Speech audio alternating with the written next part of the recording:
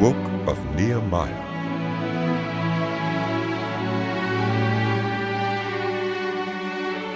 The words of Nehemiah, son of Hakaliah.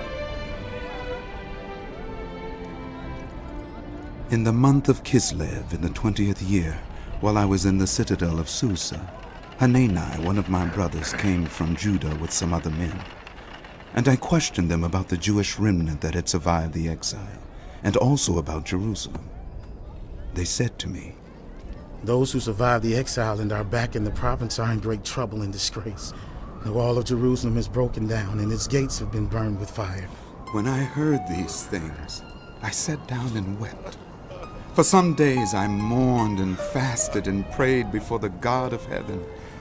And then I said, "Lord, the God of heaven, the great and awesome God, who keeps his covenant of love with those who love him and keep his commandments, let your ear be attentive and your eyes open to hear the prayer your servant is praying before you day and night for your servants, the people of Israel. I confess the sins we Israelites, including myself and my ancestral family, have committed against you. We have acted very wickedly toward you. We have not obeyed the commands, decrees, and laws you gave your servant Moses. Remember the instruction you gave your servant Moses, saying, 'If you are unfaithful, I will scatter you among the nations. But if you return to me and obey my commands, then even if your exiled people are at the farthest horizon, I will gather them from there and bring them to the place I have chosen as a dwelling for my name. They are your servants and your people, whom you redeemed by your great strength and your mighty hand. Lord, let your ear be attentive to the prayer of this your servant, and to the prayer of your servants who delight in revering your name. Give your servant success today by granting him favor in the presence of this man." I was cupbearer in the 20th year of King Artaxerxes, when wine was brought for him. I took the wine and gave it to the king. I had not been sad in his presence before, so the king asked me, "Why does your face look so sad when you are not ill? This can be nothing but sadness of heart." I was very much afraid, but I said to the king, "May the king live forever. Why should my face not look sad when the city where my ancestors are buried lies in ruins and its gates have been destroyed by fire?" The king said to me, "What is it you want?" Then I prayed to the God of heaven, and I answered the king, "If it pleases the king, and if your servant has found favor in his sight, let him send me to the city in Judah where my ancestors are buried, so that I can rebuild it." Then the king, with the queen sitting beside him, asked me, "How long will your journey take, and when will you get back?" It pleased the king to send me, so I set a time. I also said to him, "If it pleases the king, may I have letters to the governors of Trans-Euphrates, so that they will provide me safe conduct until I arrive in Judah?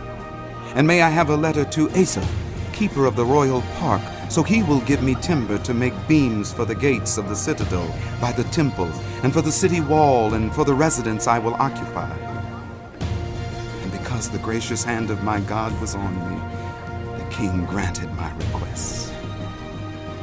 So I went to the governors of Trans-Euphrates and gave them the king's letters. The king had also sent army officers and cavalry with me. When Sanballat the Horonite and Tobiah the Ammonite official heard about this, they were very much disturbed that someone had come to promote the welfare of the Israelites. I went to Jerusalem, and after staying there 3 days, I set out during the night with a few others. I had not told anyone what my God had put in my heart to do for Jerusalem. There were no mounts with me except the one I was riding on. By night I went out through the valley gate toward the jackal well and the dung gate, examining the walls of Jerusalem, which had been broken down, and its gates, which had been destroyed by fire. Then I moved on toward the fountain gate and the king's pool, but there was not enough room for my mount to get through. So I went up the valley by night, examining the wall. Finally, I turned back and re-entered through the valley gate. The officials did not know where I had gone or what I was doing, because as yet I had said nothing to the Jews or the priests or nobles or officials or any others who would be doing the work. Then I said to them, "You see the trouble we are in. Jerusalem lies in ruins, and its gates have been burned with fire. Come, let us rebuild the wall of Jerusalem, and we will no longer be in disgrace." I also told them about the gracious hand of my God on me and what the king had said to me. They replied, "Let us start rebuilding." So they began this good work. But when Sanballat the Horonite, Tobiah the Ammonite official, and Geshem the Arab heard about it, they mocked and ridiculed us. What is this you are doing? They asked. Are you rebelling against the king? I answered them by saying, "The God of heaven will give us success. We, his servants, will start rebuilding, but as for you, you have no share in Jerusalem or any claim or historic right." Eliashib, the high priest, and his fellow priests went to work and rebuilt the sheep gate. They dedicated it and set its doors in place, building as far as the Tower of the Hundred, which they dedicated, and as far as the Tower of Hananel. The men of Jericho built the adjoining section, and Zachar, son of Imri, built next to them. The fish gate was rebuilt by the sons of Hassenaah. They laid its beams and put its doors and bolts and bars in place. Meremoth, son of Uriah, the son of Hakkoz, repaired the next section. Next to him, Meshullam, son of Berechiah, the son of Meshezabel, made repairs. And next to him, Zadok, son of Baana, also made repairs. The next section was repaired by the men of Tekoa, but their nobles would not put their shoulders to the work under their supervisors. The Jeshanah gate was repaired by Joiada, son of Pusea, and Meshullam, son of Besodiah. They laid its beams and put its doors with their bolts and bars in place. Next to them, repairs were made by men from Gibeon and Mizpah, Melatiah of Gibeon, and Jadon of Meronoth, places under the authority of the governor of Trans-Euphrates. Uzziel, son of Harhaiah, one of the goldsmiths, repaired the next section, and Hananiah, one of the perfume makers, made repairs next to that. They restored Jerusalem as far as the broad wall. Raphaiah, son of Hur, ruler of a half-district of Jerusalem, repaired the next section. Adjoining this, Judea, son of Harumaph, made repairs opposite his house, and Hattish, son of Hashabniah, made repairs next to him. Melchijah, son of Haram, and Hashab, son of Pahath Moab, repaired another section and the Tower of the Ovens. Shallum, son of Halahesh, ruler of a half-district of Jerusalem, repaired the next section with the help of his daughters. The valley gate was repaired by Hanan and the residents of Zanoah. They rebuilt it and put its doors with their bolts and bars in place. They also repaired 1,000 cubits of the wall as far as the dung gate. The dung gate was repaired by Malchijah, son of Rechab, ruler of the district of Beth-Hakerem. He rebuilt it and put its doors with their bolts and bars in place. The fountain gate was repaired by Shallum, son of Kolhoseh, ruler of the district of Mizpah. He rebuilt it, roofing it over and putting its doors and bolts and bars in place. He also repaired the wall of the pool of Siloam by the king's garden, as far as the steps going down from the city of David. Beyond him, Nehemiah, son of Azbuk, ruler of a half-district of Beth-zur, made repairs up to a point opposite the tombs of David, as far as the artificial pool and the house of the heroes. Next to him, the repairs were made by the Levites under Rehum, son of Bani. Beside him, Hashabiah, ruler of half the district of Keilah, carried out repairs for his district.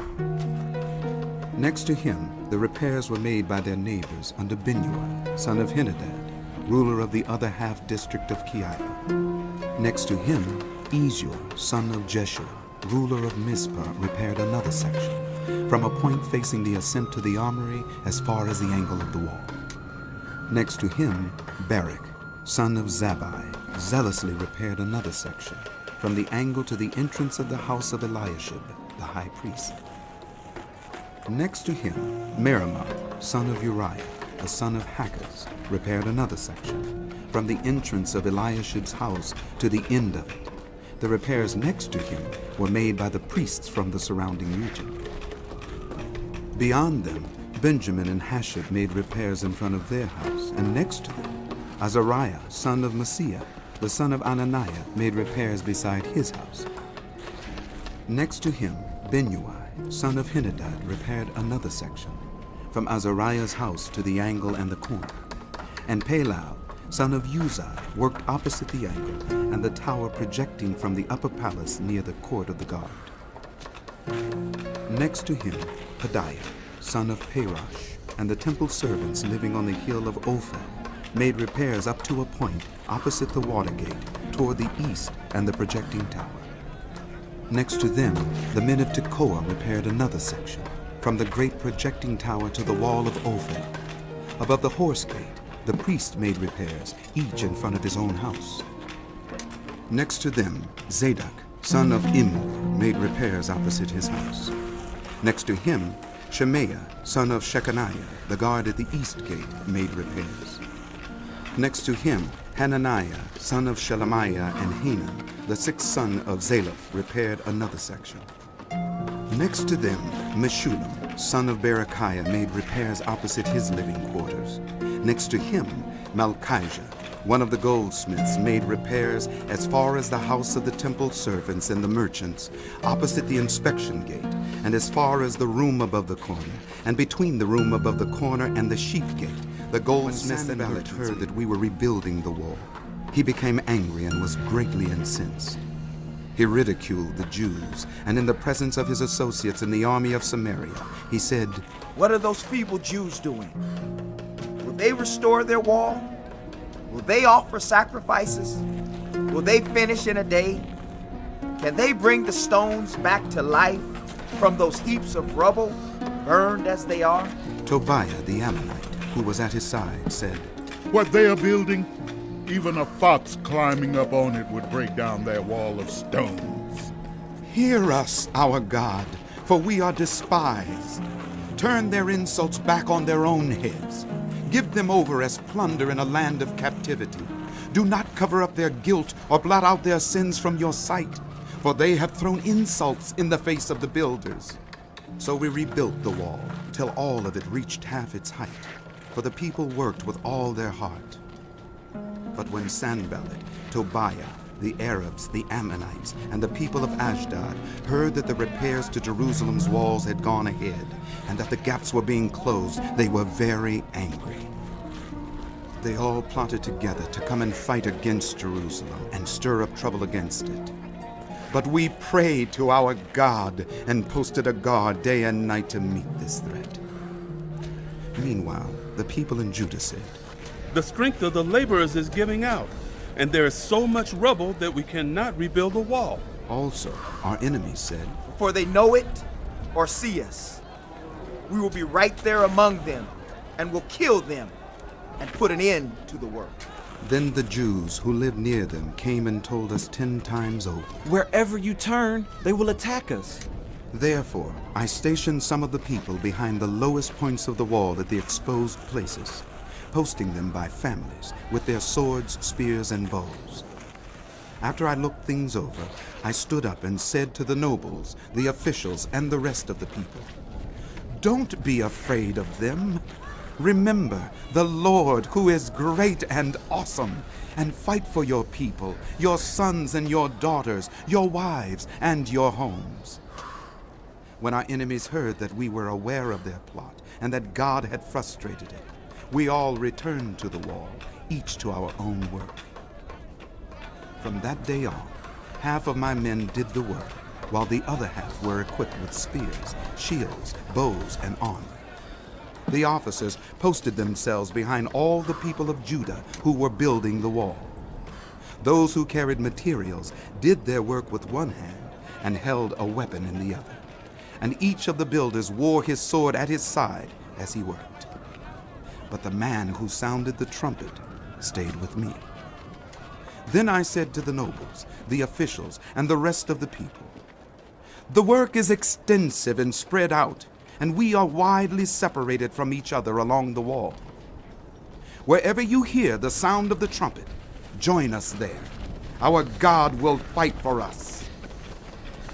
So we continued the work, with half the men holding spears, from the first light of dawn till the stars came out. At that time I also said to the people, "Have every man and his helper stay inside Jerusalem at night, so they can serve us as guards by night and as workers by day." Neither I, nor my brothers, nor my men, nor the guards with me took off our clothes. Each had his weapon, even when he went forward. And their wives raised a great outcry against their fellow Jews. Some were saying, "We and our sons and daughters are numerous. In order for us to eat and stay alive, we must get grain." Others were saying, We are mortgaging our fields, our vineyards, and our homes to get grain during the famine. Still others were saying, We have had to borrow money to pay the king's tax on our fields and vineyards, although we are of the same flesh and blood as the rest of our people, and though our children are as good as theirs, yet we have to subject our sons and daughters to slavery. Some of our daughters have already been enslaved, but we are powerless because our fields and our vineyards belong to others. When I heard their outcry and these charges, I was very angry. I pondered them in my mind and then accused the nobles and officials. I told them, "You are charging your own people interest." So I called together a large meeting to deal with them and said, "As far as possible, we have bought back our fellow Jews who were sold to the Gentiles. Now you are selling your own people, only for them to be sold back to us?" They kept quiet because they could find nothing to say. So I continued, "What you are doing is not right. Shouldn't you walk in the fear of our God to avoid the reproach of our Gentile enemies? I and my brothers and my men are also lending the people money and grain. But let us stop charging interest. Give back to them immediately their fields, vineyards, olive groves, and houses, and also the interest you are charging them. 1% of the money, grain, new wine, and olive oil." We will give it back, They said. and we will not demand anything more from them. We will do as you say. Then I summoned the priests and made the nobles and officials take an oath to do what they had promised. I also shook out the folds of my robe and said, "In this way may God shake out of their houses and possessions anyone who does not keep this promise. So may such a person be shaken out and emptied." At this the whole assembly said, Amen. and praised the Lord. And the people did as they had promised. Moreover, from the 20th year of King Artaxerxes, when I was appointed to be their governor in the land of Judah, until his 32nd year, 12 years, neither I nor my brothers ate the food allotted to the governor. But the earlier governors, those preceding me, placed a heavy burden on the people and took 40 shekels of silver from them in addition to food and wine. Their assistants also lorded it over the people. But out of reverence for God, I did not act like that. Instead, I devoted myself to the work on this wall. All my men were assembled there for the work. We did not acquire any land.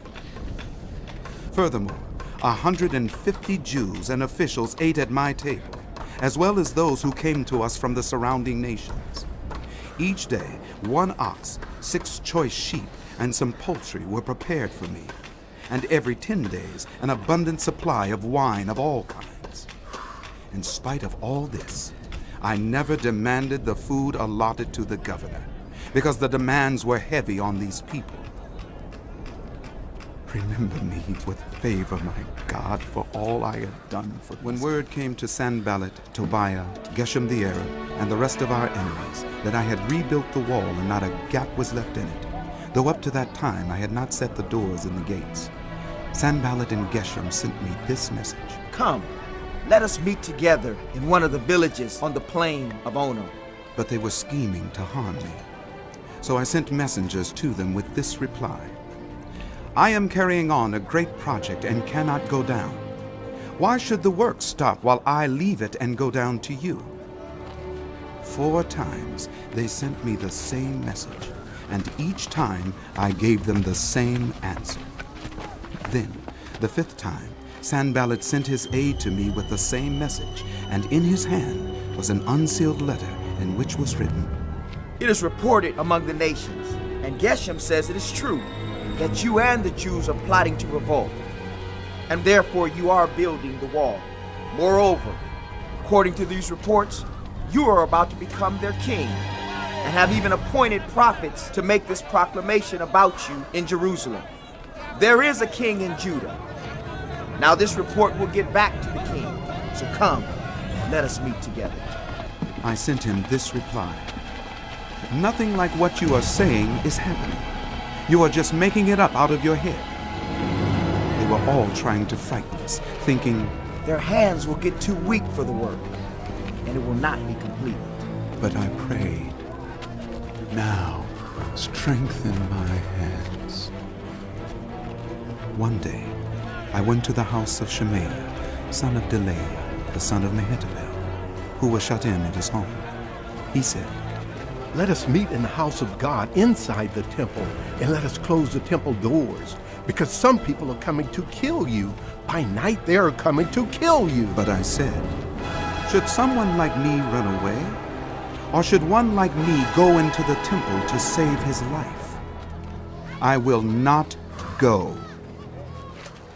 I realized that God had not sent him, but that he had prophesied against me because Tobiah and Sanballat had hired him. He had been hired to intimidate me so that I would commit a sin by doing this, and then they would give me a bad name to discredit me. Remember Tobiah and Sanballat, my God, because of what they have done. Remember also the prophet Noadiah and how she and the rest of the prophets have been trying to intimidate me. So the wall was completed on the 25th of Elul in 52 days. When all our enemies heard about this, all the surrounding nations were afraid and lost their self-confidence, because they realized that this work had been done with the help of our God. Also, in those days, the nobles of Judah were sending many letters to Tobiah, and replies from Tobiah kept coming to them. For many in Judah were under oath to him, since he was son-in-law to Shechaniah, son of Erah, and his son Jehohanan had married the daughter of Meshullam, son of Berechiah. Moreover, they kept reporting to me his good deeds, and then telling him what I said. And Tobiah sent letters to him. After the wall had been rebuilt, and I had set the doors in place, the gatekeepers, the musicians, and the Levites were appointed. I put in charge of Jerusalem my brother Hanani, along with Hananiah, the commander of the citadel, because he was trustworthy and feared God more than most people do. I said to them, the gates of Jerusalem are not to be opened until the sun is hot. While the gatekeepers are still on duty, have them shut the doors and bar them. Also, appoint residents of Jerusalem as guards, some at their posts and some near their own houses. Now the city was large and spacious, but there were few people in it, and the houses had not yet been rebuilt. So my God put it into my heart to assemble the nobles, the officials, and the common people for registration by families. I found the genealogical record of those who had been the first to return. This is what I found written there. These are the people of the province who came up from the captivity of the exiles, whom Nebuchadnezzar, king of Babylon, had taken captive. They returned to Jerusalem and Judah, each to his own town, in company with Zerubbabel, Joshua, Nehemiah, Azariah, Rehemiah, Nehemiah, Mordecai, Bilshan, Mispirith, Bigvai, Nehum, and Baana.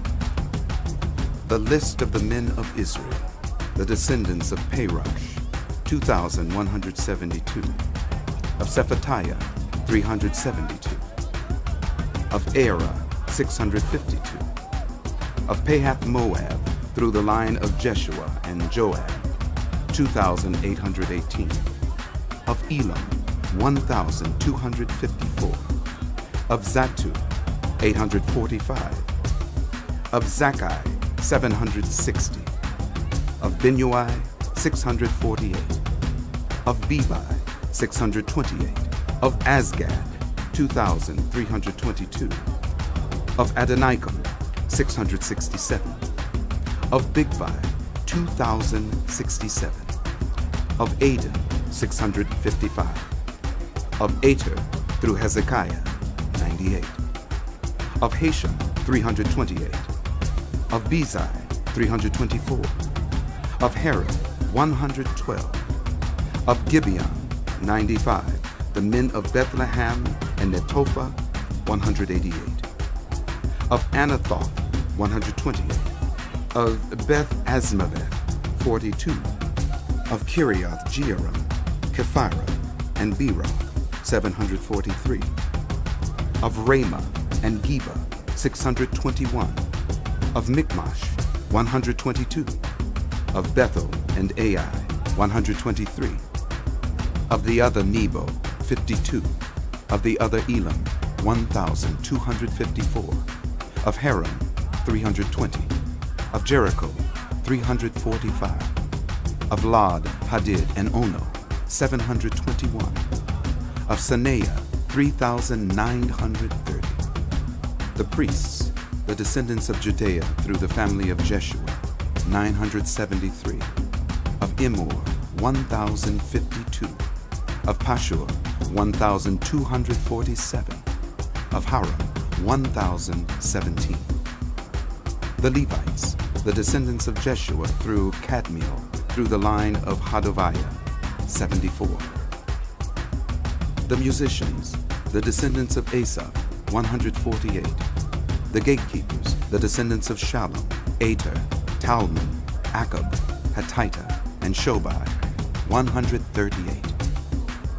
The temple servants, the descendants of Zayah, Hesupha, Tabaoth, Kiros, Saya, Padan, Lebana, Hagabah, Shalmai, Hanan, Giddel, Gehar, Reaiah, Rezin, Nekoda, Gazam, Uzzah, Pusia, Besai, Meunim, Nephusim, Bakbak, Hakupha, Harhar, Bazluth, Mahida, Harsha, Barkos, Sisera, Tema, Neziah, and Hatipha.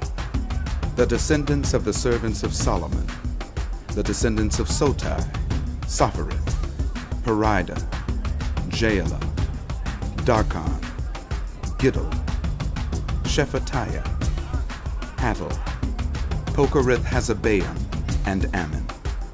The temple servants and the descendants of the servants of Solomon, 392. The following came up from the towns of Tel Melah, Tel Harsha, Kirub, Adam, and Immer, but they could not show that their families were descended from Israel. The descendants of Delaiah, Tobiah, and Nekoda, 642. And from among the priests, the descendants of Hobaiah, Hakaz, and Barzillai, a man who had married a daughter of Barzillai, the Gileadite, and was called by that name. These searched for their family records, but they could not find them, and so were excluded from the priesthood as unclean. The governor, therefore, ordered them not to eat any of the most sacred food until there should be a priest ministering with the Urim and Thummim. The whole company numbered 42,360, besides their 7,337 male and female slaves. And they also had 245 male and female singers. There were 736 horses, 245 mules, 435 camels, and 6,720 donkeys. Some of the heads of the families contributed to the work. The governor gave to the treasury 1,000 derricks of gold, 50 bowls, and 530 garments for priests. Some of the heads of the families gave to the treasury for the work 20,000 derricks of gold and 2,200 minas of silver. The total given by the rest of the people was 20,000 derricks of gold, 2,000 minas of silver, and 67 garments for priests. The priests, the Levites, the gatekeepers, the musicians, and the temple servants, along with certain of the people and the rest of the Israelites, settled in their own towns. When the 7th month came, and the Israelites assembled with one accord in the square before the water gate, they told Ezra, the teacher of the law, to bring out the book of the law of Moses, which the Lord had commanded for Israel. So on the first day of the 7th month, Ezra the priest brought the law before the assembly, which was made up of men and women and all who were able to understand. He read it aloud from daybreak till noon as he faced the square before the water gate in the presence of the men, women, and others who could understand. And all the people listened attentively to the book of the law. Ezra, the teacher of the law, stood on a high wooden platform built for the occasion. Beside him on his right stood Mattithiah, Shema, Anaiah, Uriah, Hilkiah, and Maaseiah. And on his left were Pedaiah, Mishael, Malchijah, Hashem, Hashbanidah, Zechariah, and Meshullam. Ezra opened the book. All the people could see him because he was standing above them, and as he opened it, the people all stood up. Ezra praised the Lord, the great God, and all the people lifted their hands and responded, Amen! Amen! Then they bowed down and worshiped the Lord with their faces to the ground. The Levites, Jeshua, Bani, Sherebiah, Jamin, Akkub, Shabbathai, Hodiah, Maaseiah, Kelita, Azariah, Jozabad, Hanan, and Pelaiah instructed the people in the law while the people were standing there. They read from the book of the law of God, making it clear and giving the meaning so that the people understood what was being read. Then Nehemiah the governor, Ezra the priest and teacher of the law, and the Levites who were instructing the people, said to them all, This day is holy to the Lord your God. Do not mourn or weep. For all the people had been weeping as they listened to the words of the law. Nehemiah said, Go and enjoy choice food and sweet drinks, and send some to those who have nothing prepared. This day is holy to our Lord. Do not grieve, for the joy of the Lord is your strength. The Levites calmed all the people, saying, Be still, for this is a holy day. Do not grieve. Then all the people went away to eat and drink, to send portions of food, and to celebrate with great joy, because they now understood the words that had been made known to them. On the 2nd day of the month, the heads of all the families, along with the priests and the Levites, gathered around Ezra, the teacher, to give attention to the words of the law. They found written in the law, which the Lord had commanded through Moses, that the Israelites were to live in temporary shelters during the festival of the 7th month, and that they should proclaim this word and spread it throughout their towns and in Jerusalem.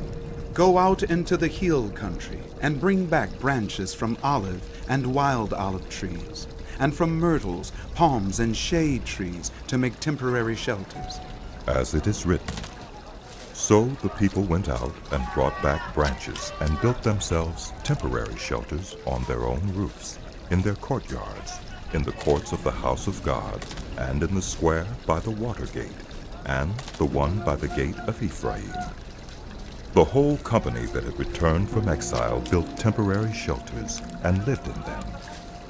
From the days of Joshua, son of Nun, until that day, the Israelites had not celebrated it like this. and their joy was very great. Day after day, from the first day to the last, Ezra read from the book of the law of God. They celebrated the festival for 7 days, and on the 8th day, in accordance with the regulation, on the 24th day of the same month, the Israelites gathered together, fasting and wearing sackcloth and putting dust on their heads. Those of Israelite descent had separated themselves from all foreigners. They stood in their places and confessed their sins and the sins of their ancestors. They stood where they were and read from the book of the law of the Lord their God for a quarter of the day, and spent another quarter in confession and in worshiping the Lord their God. Standing on the stairs of the Levites were Jeshua, Bani, Kadmiel, Shebaniah, Bunni, Sherebiah, Bani, and Kenani. They cried out with loud voices to the Lord their God. And the Levites, Jeshua, Kadmiel, Bani, Hashabniah, Sherebiah, Hodiah, Shebaniah, and Pethahiah, said, Stand up and praise the Lord your God, who is from everlasting to everlasting. Blessed be your glorious name, and may it be exalted above all blessing and praise. You alone are the Lord. You made the heavens, even the highest heavens, and all their starry host, the earth and all that is on it, the seas and all that is in them. You give life to everything, and the multitudes of heaven worship you.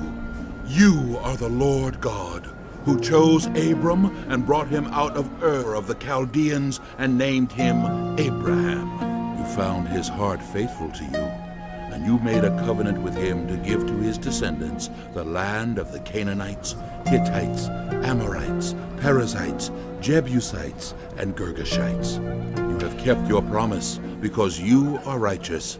You saw the suffering of our ancestors in Egypt. You heard their cry at the Red Sea.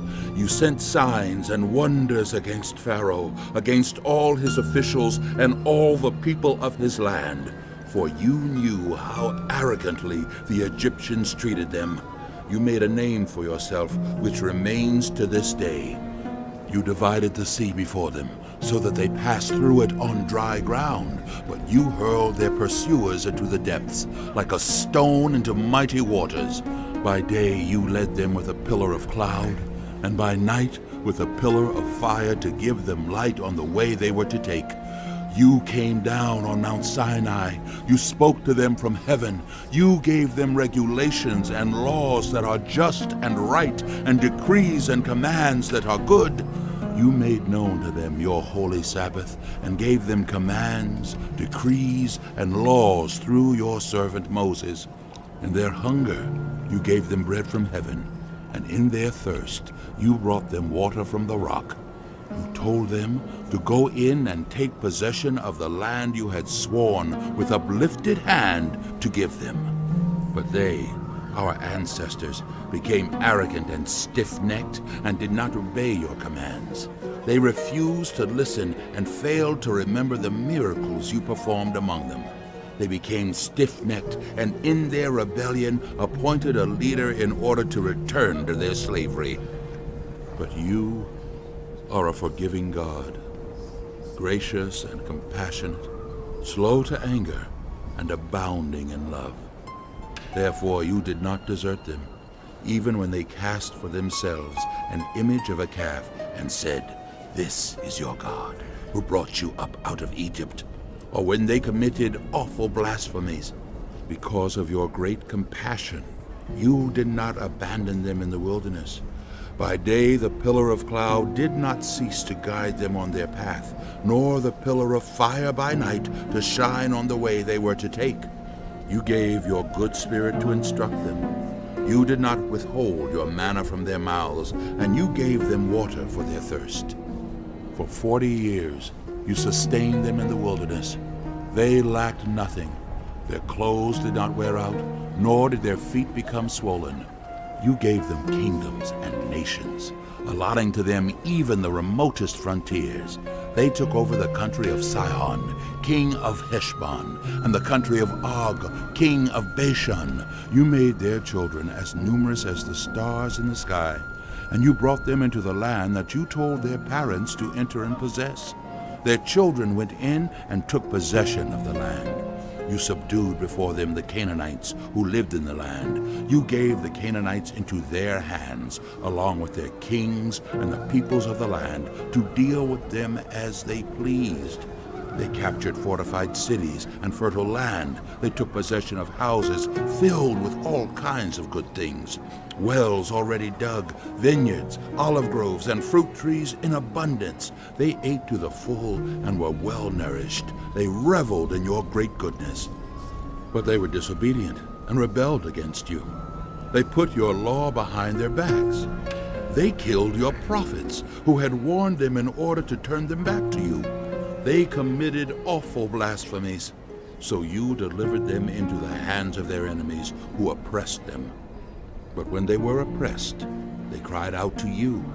From heaven you heard them, and in your great compassion you gave them deliverers who rescued them from the hand of their enemies. But as soon as they were at rest, they again did what was evil in your sight. Then you abandoned them to the hand of their enemies so that they ruled over them. And when they cried out to you again, you heard from heaven, and in your compassion you delivered them time after time. You warned them in order to turn them back to your law, but they became arrogant and disobeyed your commands. They sinned against your ordinances, of which you said, "Whoever obeys them will live by them." Stubbornly they turned their backs on you, became stiff-necked, and refused to listen. For many years you were patient with them. By your Spirit you warned them through your prophets, yet they paid no attention. So you gave them into the hands of the neighboring peoples.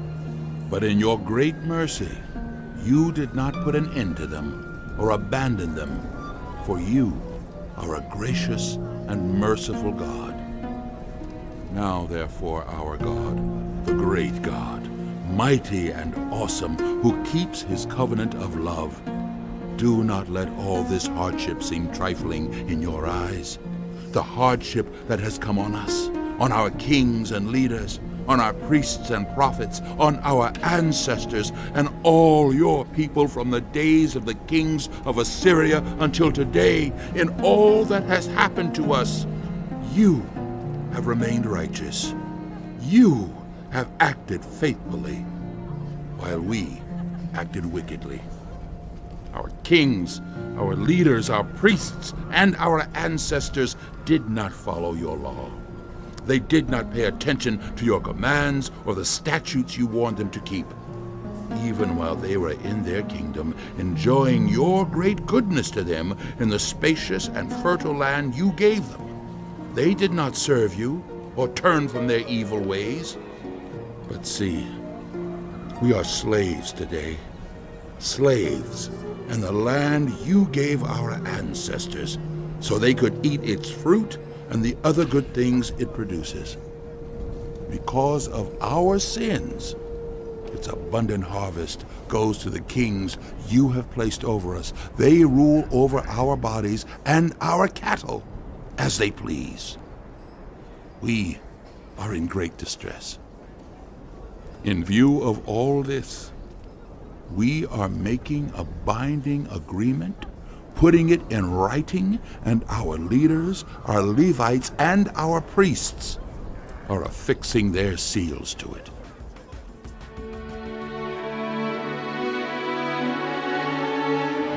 The Book of Nehemiah continued.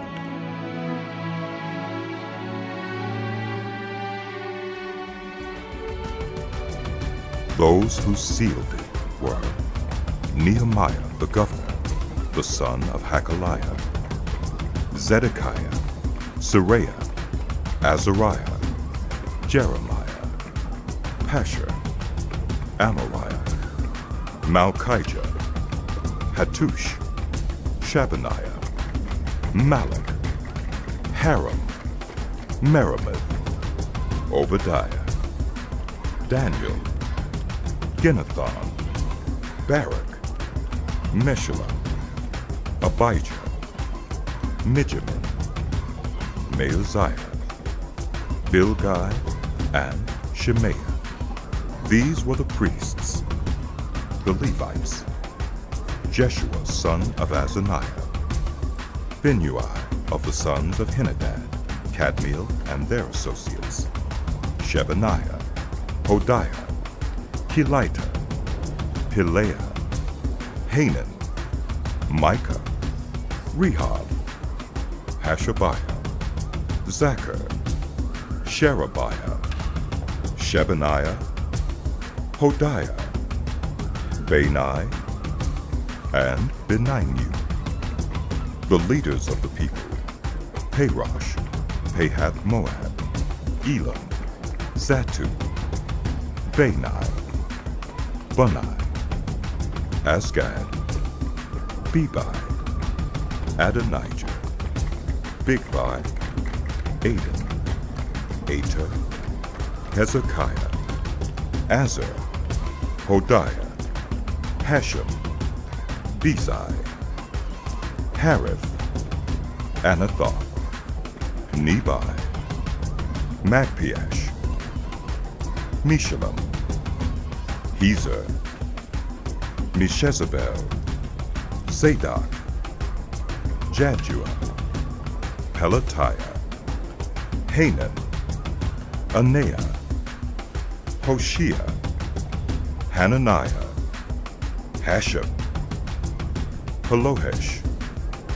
Pilha, Shobek, Rehum, Hashabnah, Maaseiah, Ahiah, Hanan, Anan, Malach, Haram, and Baunah. The rest of the people: priests, Levites, gatekeepers, musicians, temple servants, and all who separated themselves from the neighboring peoples for the sake of the law of God, together with their wives and all their sons and daughters who are able to understand. All these now join their fellow Israelites, the nobles, and bind themselves with a curse and an oath to follow the law of God given through Moses, the servant of God, and to obey carefully all the commands, regulations, and decrees of the Lord our Lord. We promise not to give our daughters in marriage to the peoples around us, or take their daughters for our sons. When the neighboring peoples bring merchandise or grain to sell on the Sabbath, we will not buy from them on the Sabbath or on any holy day. Every 7th year we will forego working the land and will cancel all debts. We assume the responsibility for carrying out the commands to give 1/3 of a shekel each year for the service of the house of our God, for the bread set out on the table, for the regular grain offerings and burnt offerings, for the offerings on the Sabbaths, at the new moon feasts, and at the appointed festivals, for the holy offerings, for sin offerings to make atonement for Israel, and for all the duties of the house of our God. We, the priests, the Levites, and the people, have cast lots to determine when each of our families is to bring to the house of our God at set times each year a contribution of wood to burn on the altar of the Lord our God, as it is written in the law. We also assume responsibility for bringing to the house of the Lord each year the first fruits of our crops and of every fruit tree. As it is also written in the law, we will bring the firstborn of our sons and of our cattle, of our herds and of our flocks to the house of our God, to the priests ministering there. Moreover, we will bring to the storerooms of the house of our God, to the priests, the first of our ground meal, of our grain offerings, of the fruit of all our trees, and of our new wine and olive oil. And we will bring a tithe of our crops to the Levites, for it is the Levites who collect the tithes in all the towns where we work. A priest descended from Aaron is to accompany the Levites when they receive the tithes. And the Levites are to bring 1/10 of the tithes up to the house of our God, to the storerooms of the treasury. The people of Israel, including the Levites, are to bring their contributions of grain, new wine, and olive oil to the storerooms, where the articles for the sanctuary and for the ministering priests, the gatekeepers, and the musicians are also kept. We will not neglect Now, the leaders house of the of people our God. settled in Jerusalem. The rest of the people cast lots to bring one out of every 10 of them to live in Jerusalem, the holy city, while the remaining 9 were to stay in their own towns. The people commended all who volunteered to live in Jerusalem. These are the provincial leaders who settled in Jerusalem. Now some Israelites, priests, Levites, temple servants, and descendants of Solomon's servants lived in the towns of Judah, each of them on their own property in the various towns, while other people from both Judah and Benjamin lived in Jerusalem. From the descendants of Judah, Athaiah, son of Uzziah, the son of Zechariah, the son of Amariah, the son of Shephatiah, the son of Mahalalel, a descendant of Perez, and Maaseiah, son of Barak, the son of Kolhozah, the son of Hosea, the son of Adaiah, the son of Joiarib, the son of Zechariah, a descendant of Shelah. The descendants of Perez who lived in Jerusalem totaled 468 men of standing. From the descendants of Benjamin, Sallu, son of Meshullam, the son of Joed, the son of Pedaiah, the son of Kolaiah, the son of Maaseiah, the son of Ithiel, the son of Jeshiah, and his followers, Gabbai and Sallai, 928 men. Joel, son of Zichri, was their chief officer, and Judah, son of Hasenuah, was over the new quarter of the city. From the priests, Jedaiah, the son of Joarib, Jachin, Seraiah, son of Hilkiah, the son of Meshullam, the son of Zadok, the son of Meraioth, the son of Ahitub, the official in charge of the house of God, and their associates who carried on work for the temple, 822 men.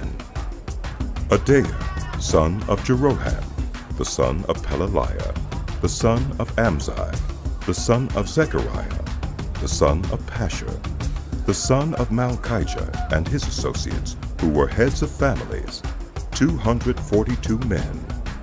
Amashsai, son of Azarel, the son of Azai, the son of Meshillemith, the son of Immer, and his associates, who were men of standing, 128.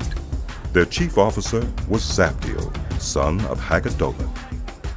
From the Levites, Shemaiah, son of Hashab, the son of Azrikam, the son of Hashabiah, the son of Bunai, Shabbathai and Josabad, 2 of the heads of the Levites who had charge of the outside work of the house of God.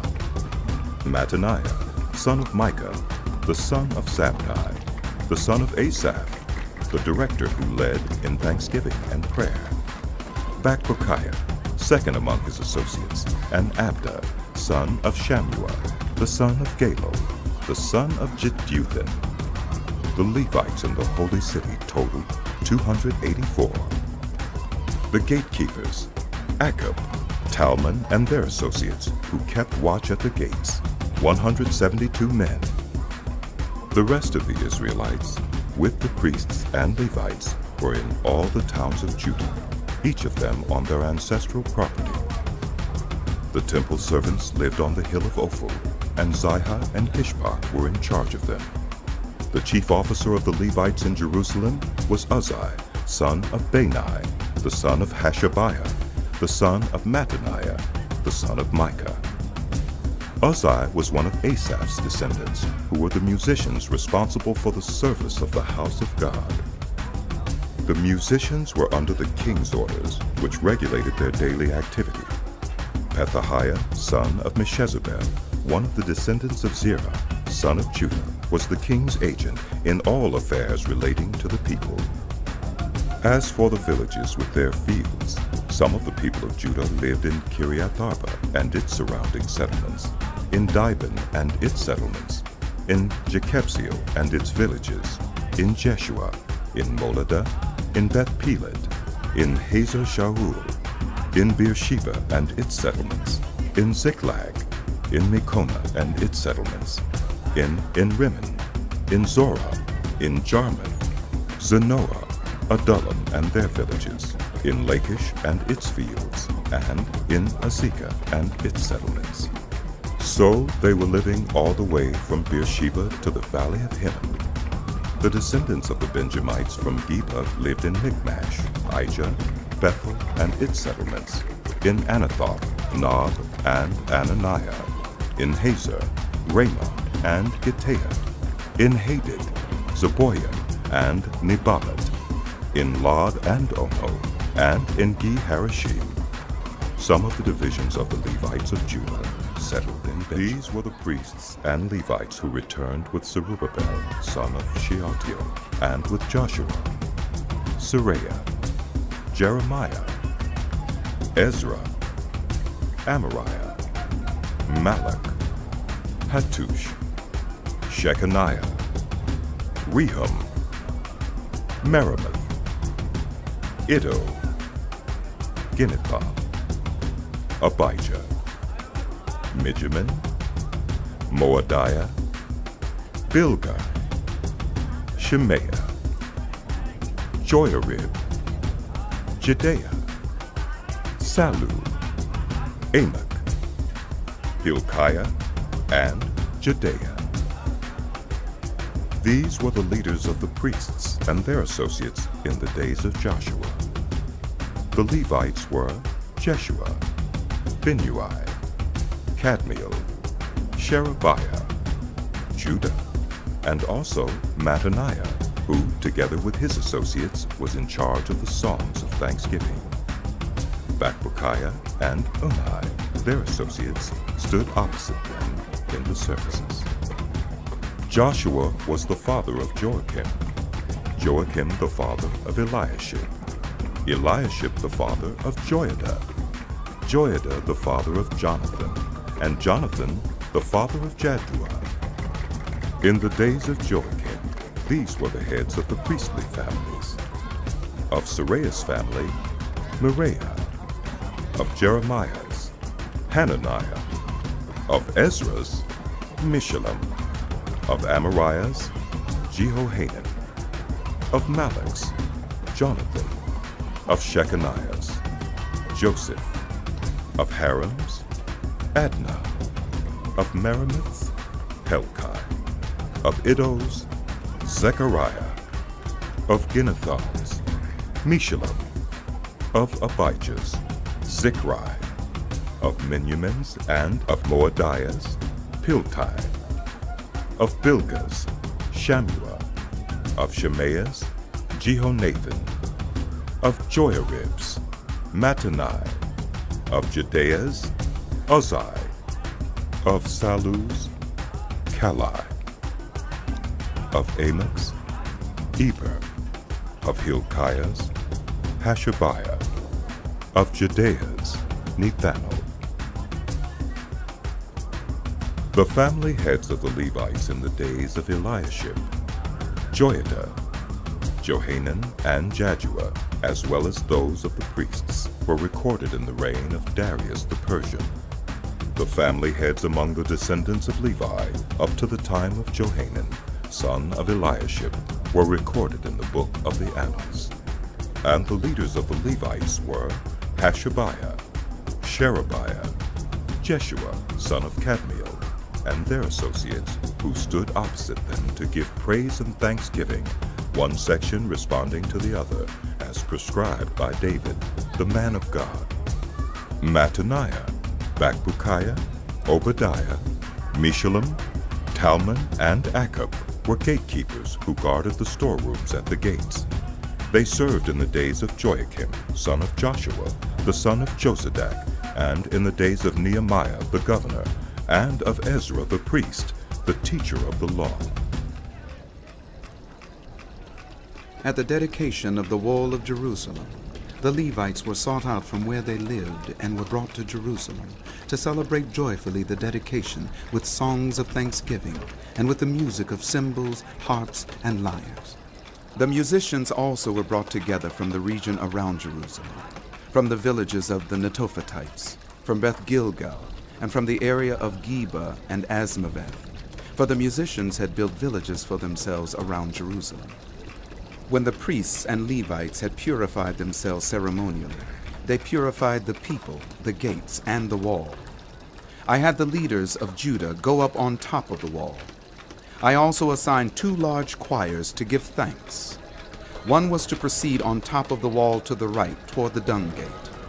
Hoshea and half the leaders of Judah followed them, along with Azariah, Ezra, Meshullam, Judah, Benjamin, Shemaiah, Jeremiah, as well as some priests with trumpets, and also Zechariah, son of Jonathan, the son of Shemaiah, the son of Mattaniah, the son of Micaiah, the son of Zakkur, the son of Asaph, and his associates, Shemaiah, Azarel, Milalai, Gilalai, Maai, Nethanel, Judah, and Hanani, with musical instruments prescribed by David, the man of God.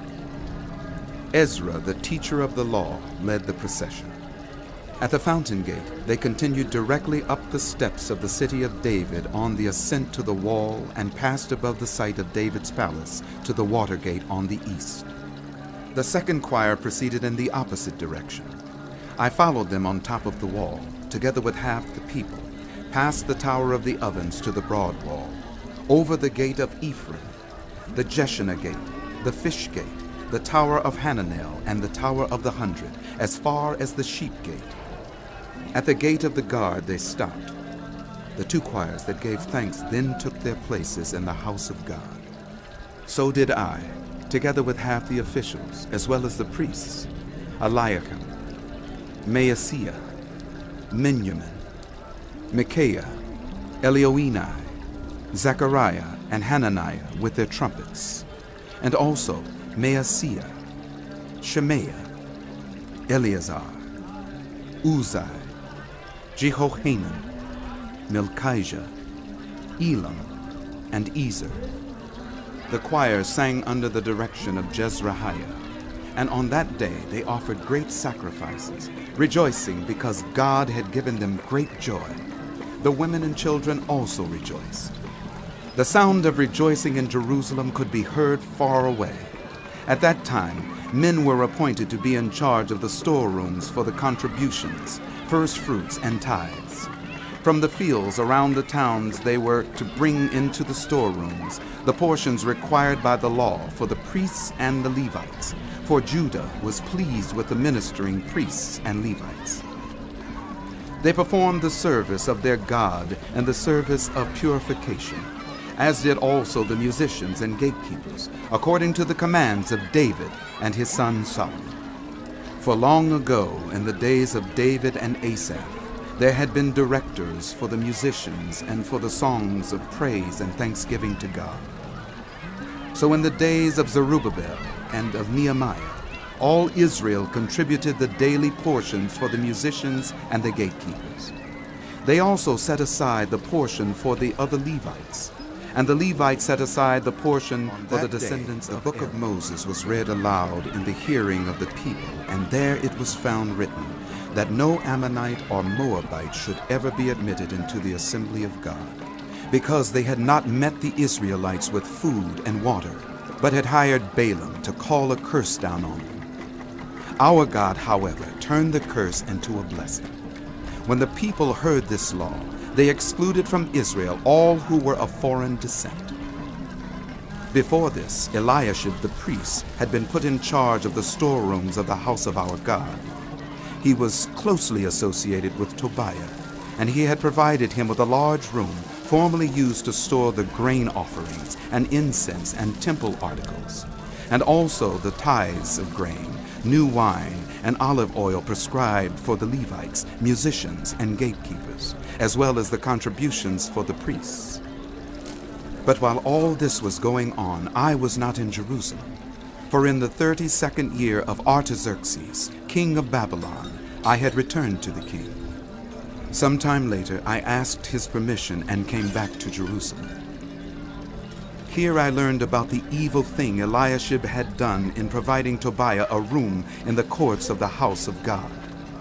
I was greatly displeased and threw all Tobiah's household goods out of the room. I gave orders to purify the rooms, and then I put back into them the equipment of the house of God, with the grain offerings and the incense. I also learned that the portions assigned to the Levites had not been given to them, and that all the Levites and musicians responsible for the service had gone back to their own fields. So I rebuked the officials and asked them, "Why is the house of God neglected?"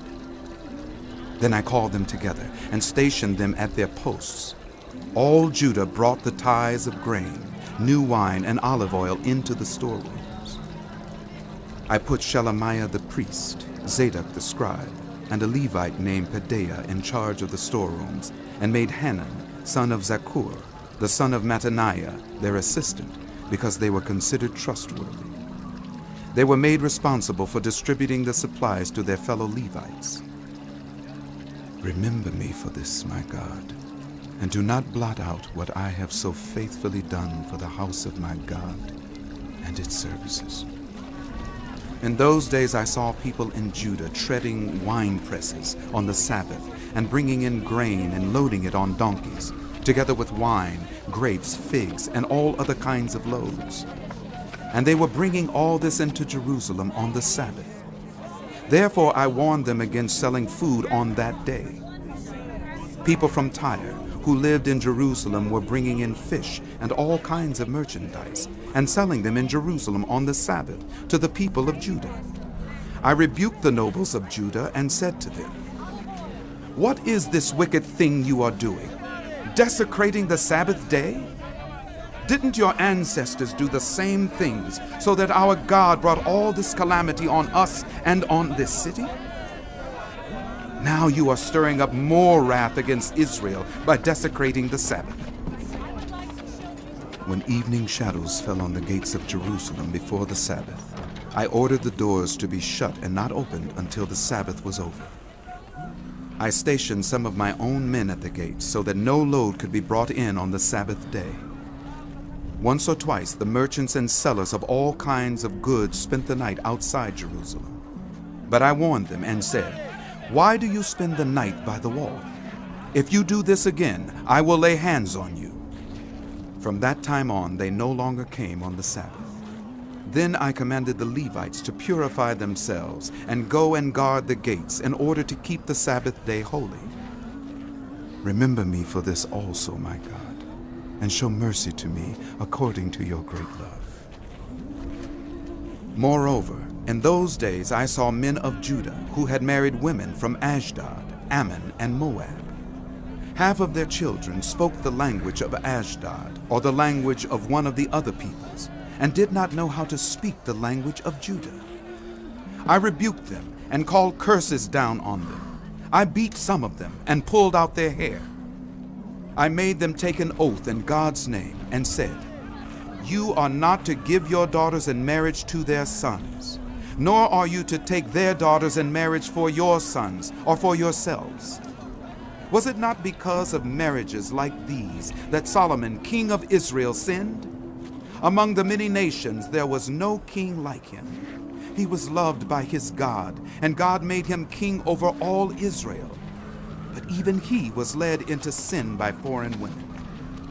Must we hear now that you too are doing all this terrible wickedness and are being unfaithful to our God by marrying foreign women? One of the sons of Joiada, son of Eliashib the high priest, was son-in-law to Sanballat the Horonite, and I drove him away from me. Remember them, my God, because they defiled the priestly office and the covenant of the priesthood and of the Levites. So I purified the priests and the Levites of everything foreign, and assigned them duties, each to his own task. I also made provision for contributions of wood at designated times and for the first fruits. Remember me with favor, my God.